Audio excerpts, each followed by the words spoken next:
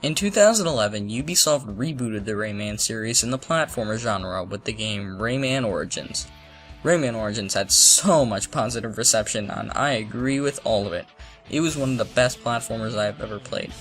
Now, I tell a lot of people nowadays that platformers are getting really stale in my opinion, but this game simply had creativity written all over it, and that's really hard to find in some platformers these days. Whether it was the character or enemy design, the art style, or the overall look at the levels, I was amazed by it. It really revived the Rayman after those god-awful 3D games. Please never do that again, Ubisoft. I beg of you, please. Nightmares. Anyway, Origins really brought back and revolutionized platformers in a great way. It gushed out creativity and great design, so a lot of fans were waiting for a sequel. That game is Rayman Legends. Rayman Legends started out as an exclusive for the Nintendo Wii U that was supposed to launch early in February of this year. However, Ubisoft decided to make it a multi-platform game for the 360 and PS3, and the Wii U version was pushed back to release alongside these versions.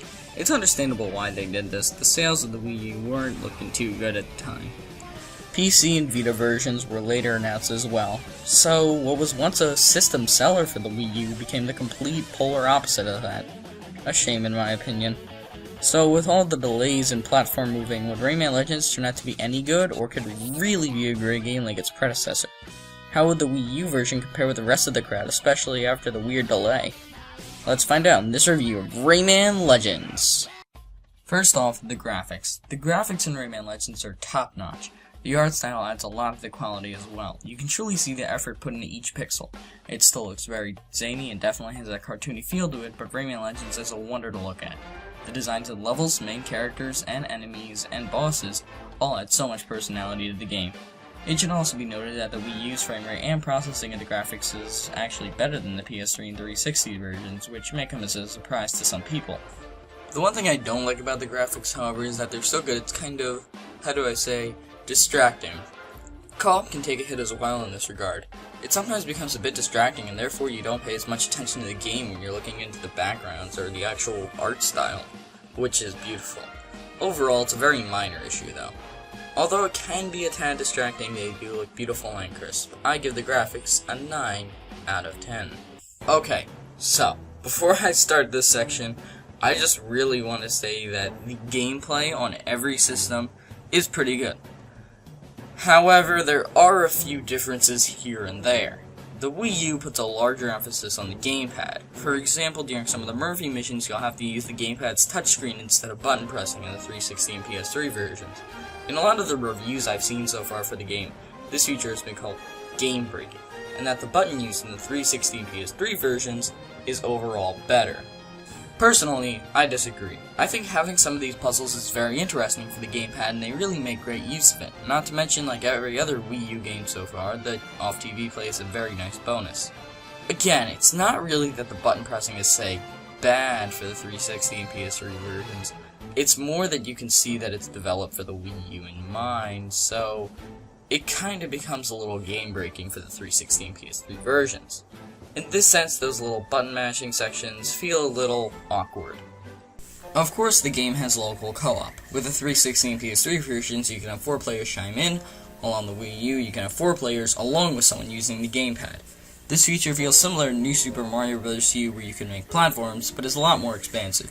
It almost feels like the person using the gamepad really is a 5th player. You can create platforms, solve puzzles, and help your friends advance through the level, and that is a nice add-on. Not overly important, though. However, all versions left me a little disappointed in one aspect of it: no online co-op. I feel like Rayman Legends would be the perfect platformer to add some co-op for, or at least some online co-op. You can't always have your friends over at 1 in the morning when you're playing video games, right? Yeah, my summer was pretty boring. Nonetheless, you can't always have friends over when playing co-op, so it makes it feel like a more one-dimensional single-player experience. So, the lack of online co-op in that regard can really be a minus. Overall, it isn't too bad though, and with solid platforming elements, the use of the gamepad, and the co-op gameplay, it's very nice for all versions, just better on the Wii U. I will give the Wii U version an 8.5, while I'll give the other versions a 7.5. The soundtrack is pretty good. My only real problem with the soundtrack was that they were a little lazy with it. It seems somewhat half-baked. They reuse a lot of the tracks from Origins while only creating a few new ones along the way. I guess the trade-off is the quality of the new tracks, but since Rayman is a rhythm-based platformer, that should be good.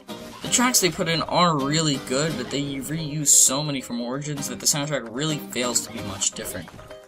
I'll give it a 7.5 out of 10. The controls are again a different area with the Wii U to the PS3 and Xbox versions. Like I said earlier, the Wii U uses the gamepad as a touchscreen while the PS3 and Xbox both use the buttons. Granted, the Wii U version, you might want to use the Wiimote, so you might have to switch a little between them. It really isn't as bad as it sounds. There aren't a lot of stages where you have to switch, it's not even really mildly difficult, so you'll have a pretty easy time. I would rate both control schemes a solid 9. Overall, Rayman Legends is a great experience for a platformer. In terms of how the Wii U version compares to the other two versions, I'd say it's an overall better version, but if you pick up one of the other versions, don't really worry about it. But if you do happen to have a Wii U, that is the optimal system to play this game on. I also think it's a very worthy successor to Rayman Origins as well. It's a really fun and creative game, and that's all that Rayman needs. I give Rayman Legends an 8.5 out of 10. Fargo Gaming, signing out.